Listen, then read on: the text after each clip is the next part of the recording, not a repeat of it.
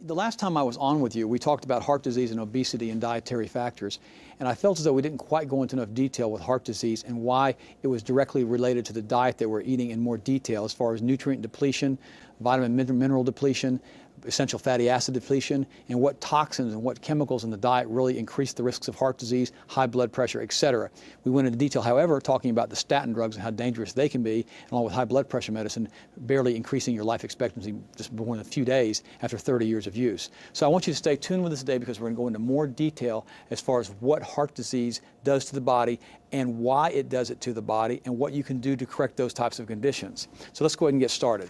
The dietary factors which will primarily affect us with heart disease are, number one, lack of fiber in the diet. Now, what happens with a lack of fiber, and this is critical, and I want to include this first because we have a major problem with colon and rectal cancer in this country, which is also a direct contributor from a lack of fiber.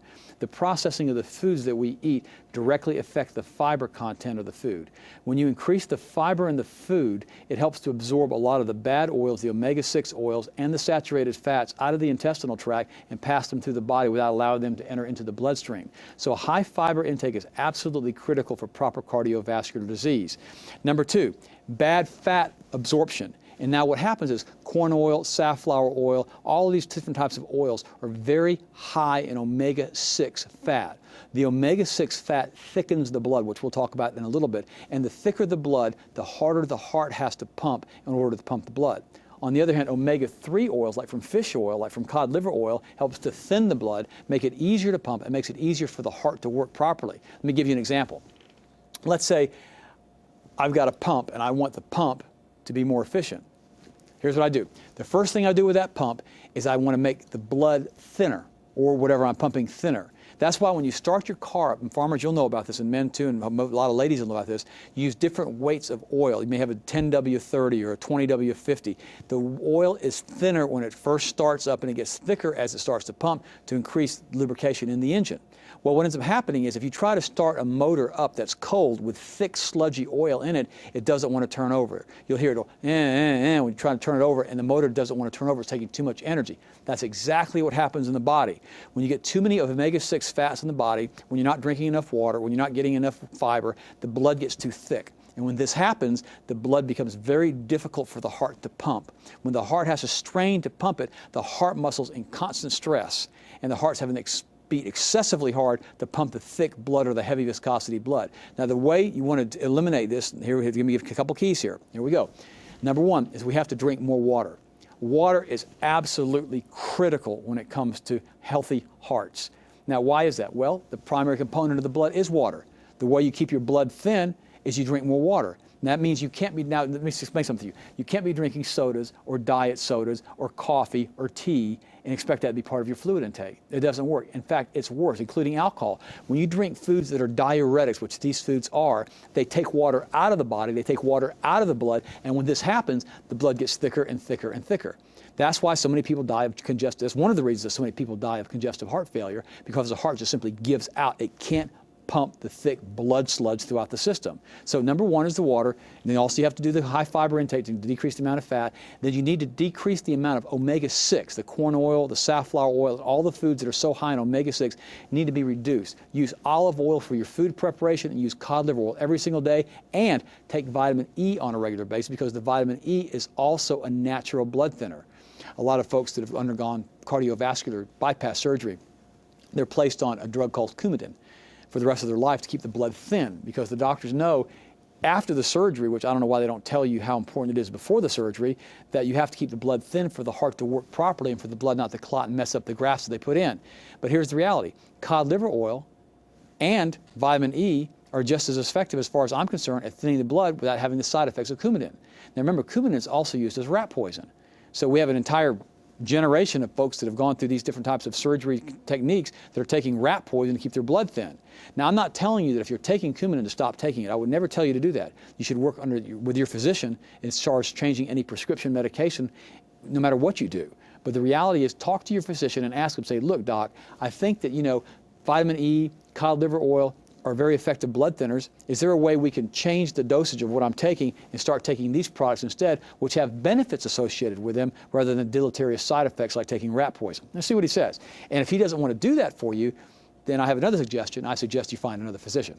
Now, I know that's pretty harsh to say that, but you need to find someone who's willing to work with you as far as maintaining your health on a regular basis. Now, the next thing we have to do is we have to look at excessive calorie intake, because excessive calorie intake makes the blood again thick, and also it stores body fat and increases obesity. And especially it's been shown with abdominal fat, the more abdominal fat you get, the more fat you get inside your arteries, and the more problems you have with atherosclerotic plaquing. And the next thing we have to look at is diabetes.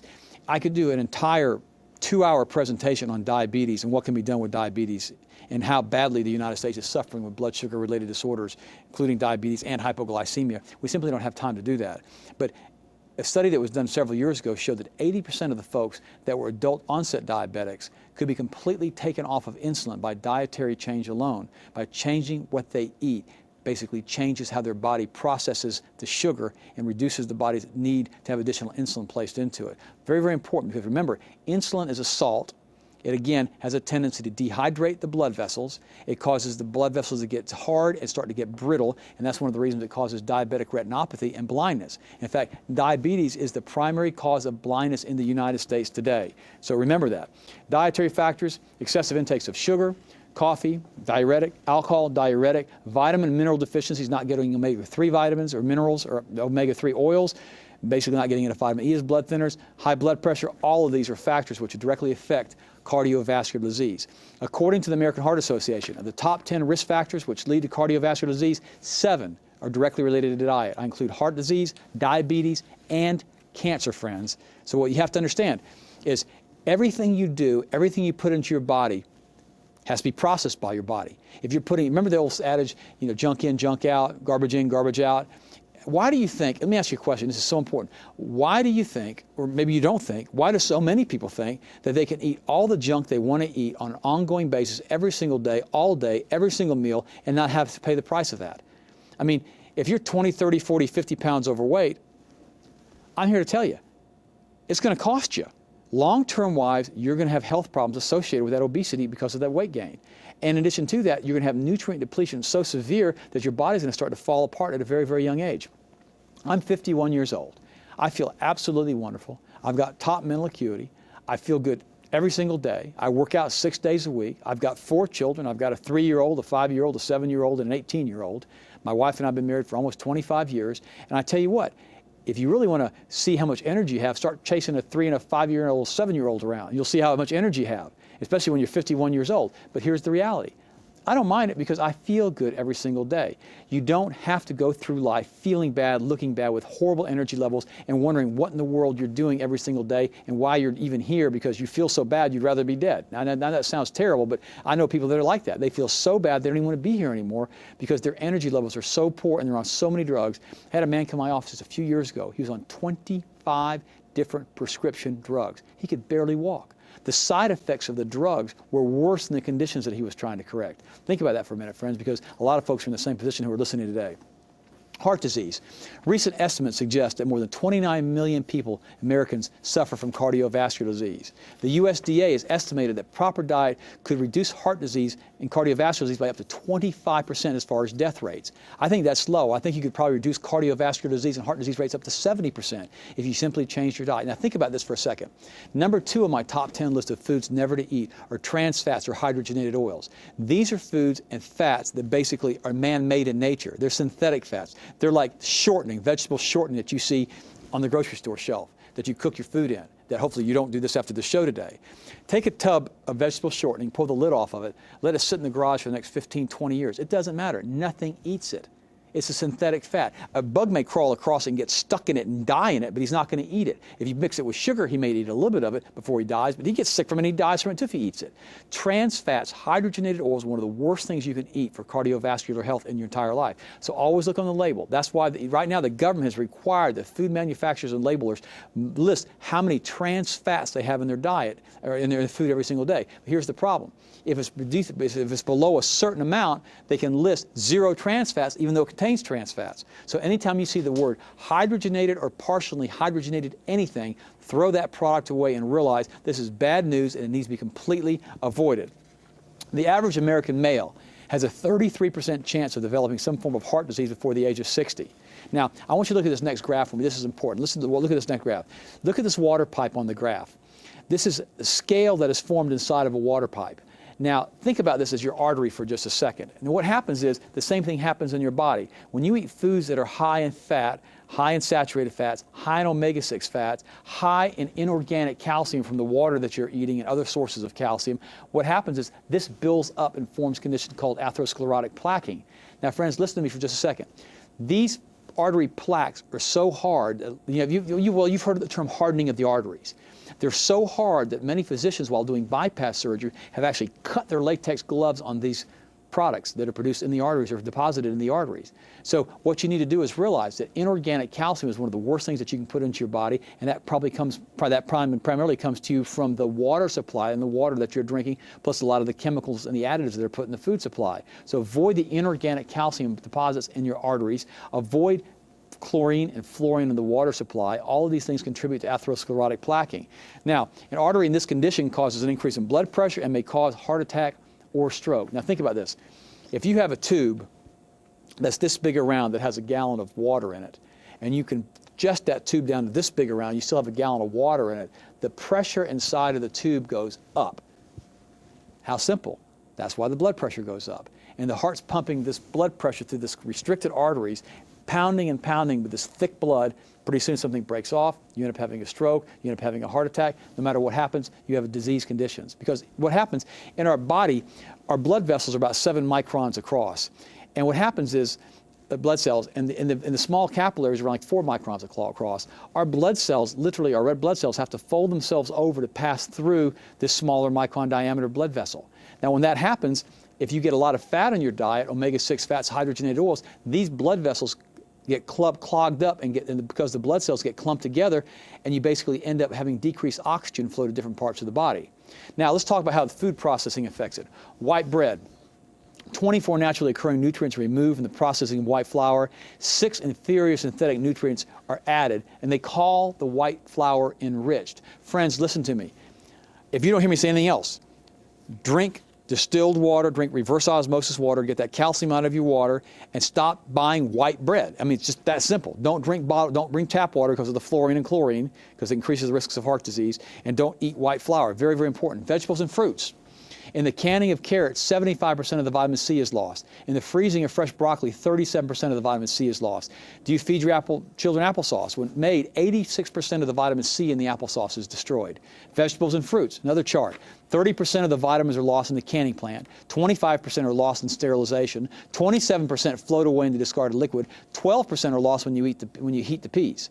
I mean, this is nuts. And so what's happening is we're basically trying to build healthy bodies and healthy cells on nutrients that have been taken out of the food supply. And when this happens, the food supply can't support health. It'll sustain life, but it can't support health. Green peas. Frozen peas are an improvement. They lose only 83% of their vitamins in preparation of the process on the way to the dinner table. TV dinners, 40% loss of vitamin A, 100% loss of vitamin C, 80% loss of B complex. Over half of the vitamin E is lost. Now, let me share this with you, very important. Now you're asking yourself, how does this affect heart disease and cancer? Here's how it affects it. If you take the omega-3 foods, omega-3 fats out of your diet because they've been processed out because of the processing product, and you don't eat olive oil or take a cod liver oil supplement, the omega-3 balances out the omega-6 and helps keep the blood thinner. So without omega-3, you're going to have all kinds of joint problems, all types of inflammation in the arteries and in the joints.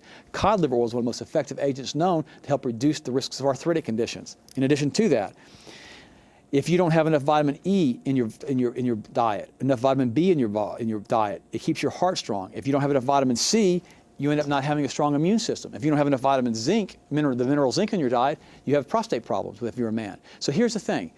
If you think you can eat all the junk you want to eat and not have the consequences, it simply doesn't work.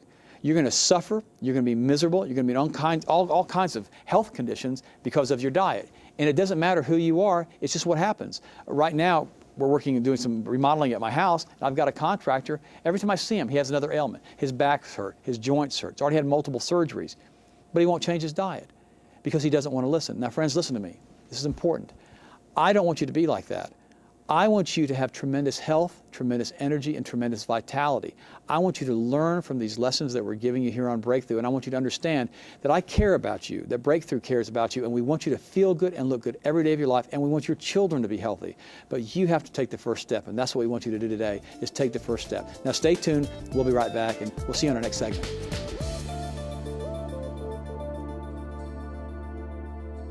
Today we're going to talk about diabetes, high sugar intake. We're going to talk a little bit again about attention deficit disorder in children and high sugar intake. We're going to talk about insulin, different treatments that are used for diabetes, and alternatives to the treatments that are currently being used that don't have side effects. Plus we're going to talk about the state of health in our country.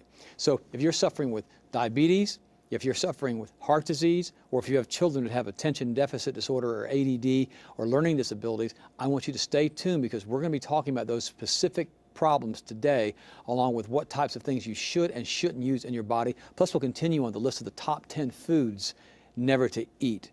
Now, today we're going to talk about diabetes and dietary factors, but I want to start off with a quote that was done several years ago in a testimony before the United States Senate Committee hearings on the relationship between diet and disease.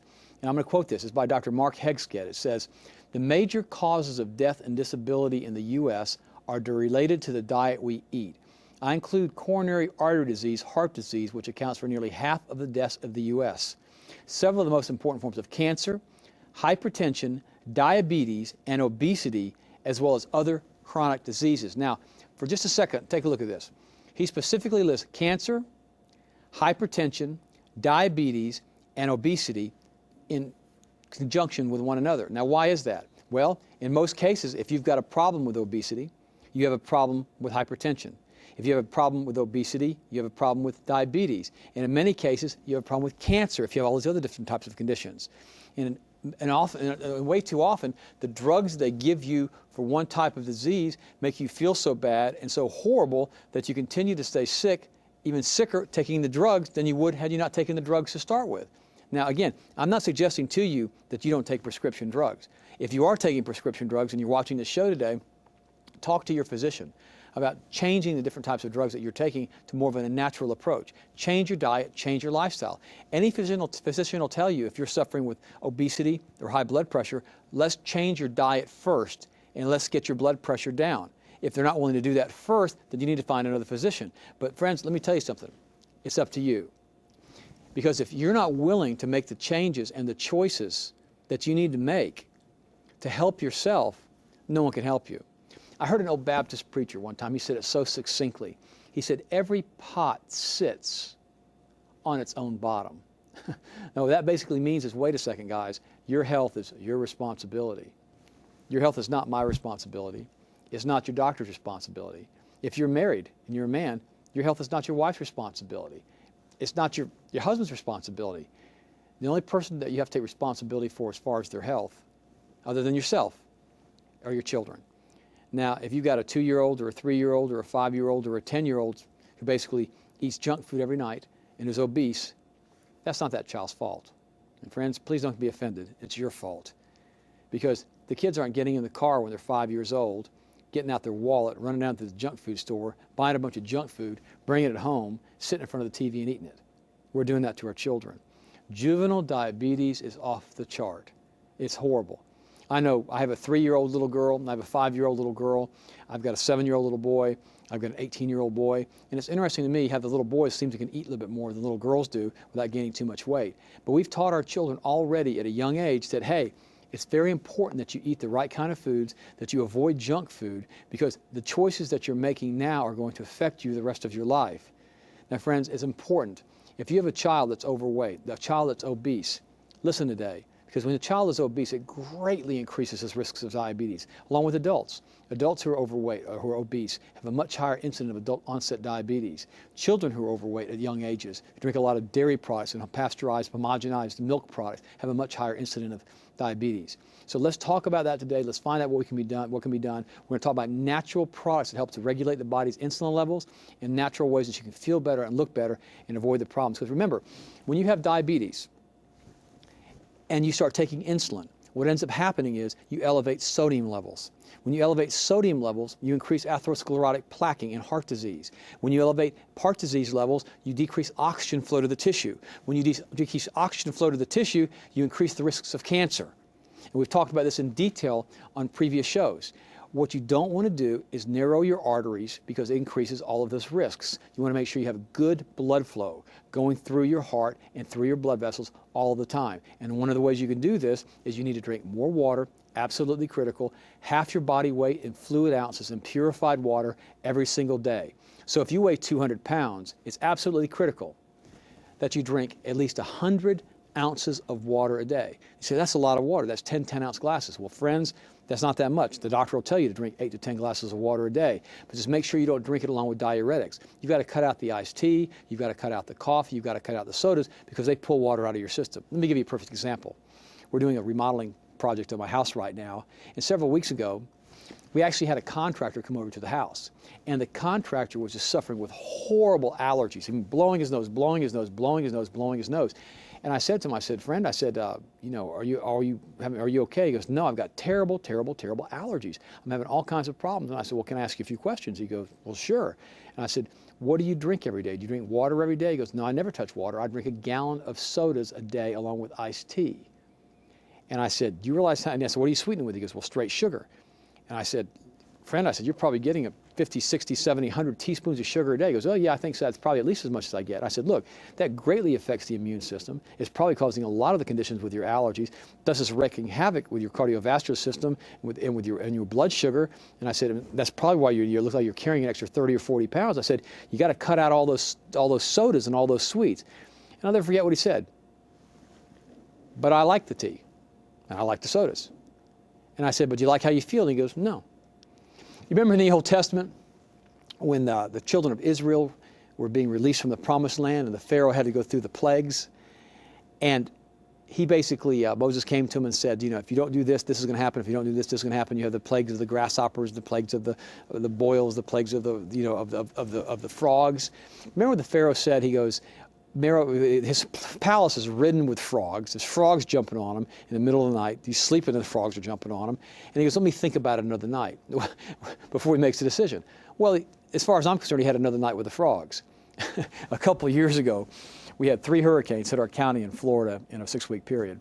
And we were without power in the house. And so we had to open the windows at night. Imagine that. That's not unheard of nowadays in Florida because of the humidity. And right in the middle of the night, I'm laying in the bed sleeping, and this giant green tree frog lands on my chest. I scream, my wife screams, there's no power in the house, we don't know what it is. Finally I get the flashlight out, this thing's stuck on the side of the wall, and I'm thinking, this is nuts. Another night with the frogs. Not me, not if I can help it. And that's what I'm talking to you about today. I'm telling you, friends, you don't have to spend any more nights with the frogs. You don't have to feel bad, you don't have to look bad, you don't have to be overweight, you don't have to be on all these different prescription drugs. It's not necessary, but you've got to start making healthier choices. So let's talk about that right now. Right now in the United States, let's talk about prescribing harm. 70% of doctors, talk about older folks and people with diabetes, who treat Medicare patients flunked an exam on prescribing to the elderly, 70%. 32,000 hip fractures are attributed to prescribing that leaves the elderly sedated or unbalanced. 37% of people older than 60 are taking 5 or more prescription drugs a day. 19% of the people older than 60 are taking 7 or more prescription drugs a day. The sad part about it is the prescription drugs are causing all kinds of side effects. They're causing bone loss, they're causing senile dementia, they're causing, in my opinion, in some cases, Alzheimer's disease.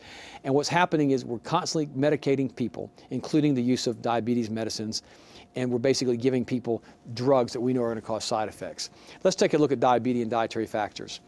Number 1, high consumption of refined sugar. We talked about that earlier. Oh, by the way, the contractor who was having all the allergy problems, he decided to spend another night with the frogs. That's not what I want for you. Refused to change any of his diet. Next time I saw him a couple weeks later, I asked him, are you drinking your water? No. Are you still drinking the tea? Yes. Some people don't get it, but friends, I'm believing that you're going to get it. Diet high in processed foods, such as cakes, candies, and pastries, low protein intake, low fiber intake, obesity, cause of diabetes, and use of high fructose corn syrup. Now we're going to stop here for a second. This is critical. Now I want you to listen to me for a second. Probably the single worst sweetener you can use is high fructose corn syrup. It's in everything. Most sodas aren't even sweetened with sugar anymore. They're sweetened with high fructose corn syrup. High fructose corn syrup is one of the worst products you can put into your body because of what it does to the body's ability to maintain and control blood sugars. It's absolutely critical that all high fructose corn syrup comes out. Number 5 on my top 10 list of foods we tell you to eat are junk foods. To the very top of the junk food category goes high fructose corn syrup. High fructose corn syrup is primarily, as I feel, the primary cause of adult onset diabetes in the United States and globally today. And it causes it's one of the biggest problems with obesity. The body simply can't respond to it. It makes the blood sugar spike so quickly because of its high glycemic index that the body takes all that extra sugar and it stores it as fat. Very, very, very unhealthy. Stay away from high fructose corn syrup. Let's look at our junk food consumption of refined sugar and high fructose corn syrup and how it's changed over the last couple hundred years. In the 1700s, we only ate about 4 pounds of sugar per person per year. By 1900, it had gone to 10 pounds per person per year. 75, 125 pounds. 77, 137 pounds, and by best estimates, we're eating over 160 pounds of sugar per person per year.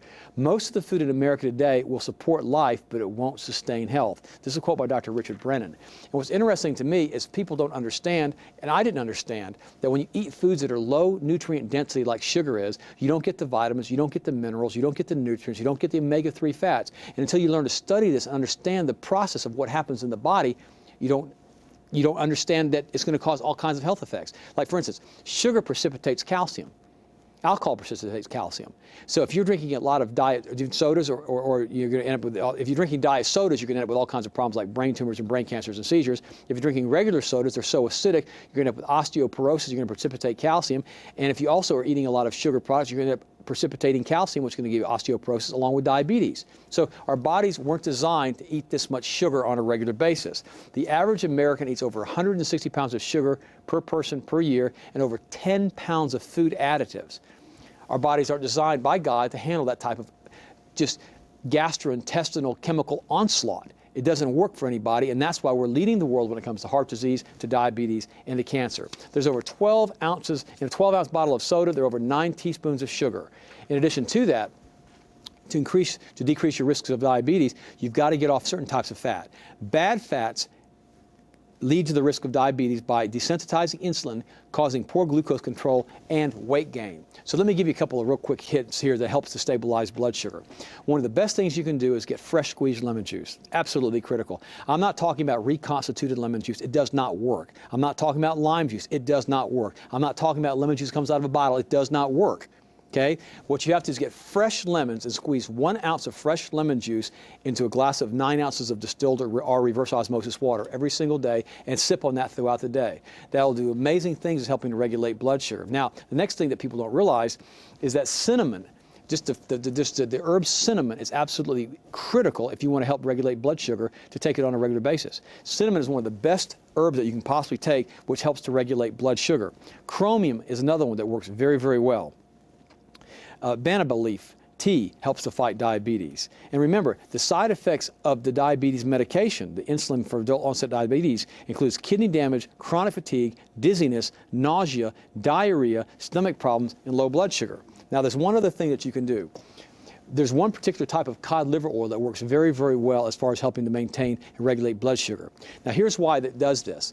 When you take cod liver oil a little bit with every single meal, it's very difficult for the body to digest the cod liver oil. And when you take cod liver oil and you mix it with the food that you're eating, it not only does it supply omega-3 fats, which help to thin the blood, help to decrease the risks of heart disease, diabetes, and cancer, but it also helps to supply the omega-3 fats in your diet to keep your joints lubricated, and so you don't have problems with arthritis. But it also helps to slow up the absorption of calories. So one of the key things that we talked about when we talked about the top 5 ways to burn and melt body fat on this series is that you need to be taking a fat supplement every single day. Now, I know that sounds crazy because just 10 or 15 years ago, everybody was on a zero fat, no fat diet. doesn't work. You've got to be taking some type of fat supplement. We use a special type of cod liver oil that we have every single day, because what this product does, it does all of the above things that I mentioned. It makes you feel good, look good, helps to get rid of some of the wrinkles, helps your skin to look great. If you've got problems with eczema or psoriasis, it helps to get rid of that. Omega-3 fats are absolutely critical for your health. Now, friends, listen to me. We've covered a lot of information in a very short period of time on diabetes and sugar metabolism today. I want you to understand that you have to start making the choices for yourself to realize that if you continue to do the choices that you've been making for yourself, it's not going to get better. If you're 20, 30, 40, 50 pounds overweight and you feel absolutely horrible, how bad does it have to get before you decide to make healthier choices?